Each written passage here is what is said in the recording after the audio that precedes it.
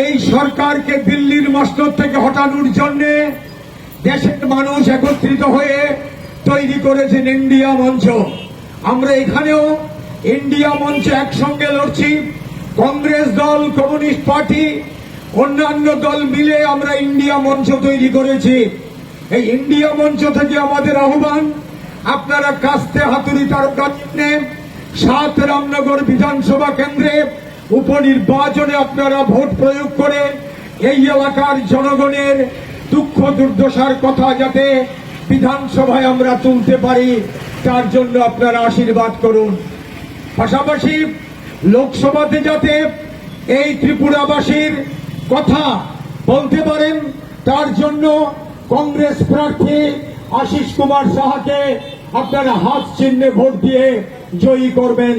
বন্ধুগণ, গত ৫ থেকে ৬টা বছর আমাদের রাজ্যে যে অপশাসন চলছে, এই অপশাসন এই রাজ্যের জনগণের সামনে ত্রাসে পরিণত হয়েছে।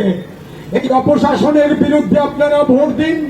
গণতন্ত্র পুনরুদ্ধার, শান্তি শৃঙ্খলা পুনরুদ্ধার, মানুষের রুটি রুজির ব্যবস্থা করা, মানুষের জীবন ধারণ উপযোগী পরিবেশ সৃষ্টি করা, জাতি উপজাতি, হিন্দু মুসলিম তফসিলি সমস্ত জনগণের ঐক্য মৈত্রীকে সুদৃঢ় করা, নারীদের নিরাপত্তা সুনিশ্চিত করা, ছাত্রদের শিক্ষার সুষ্ঠু ব্যবস্থা করা, যুবদের কাজের ব্যবস্থা করা, এইগুলোকে আমরা নির্বাচনের ইস্যু করেছি এবং তার ভিত্তিতে দাঁড়িয়েই আপনাদের কাছে ভোট চাইছি।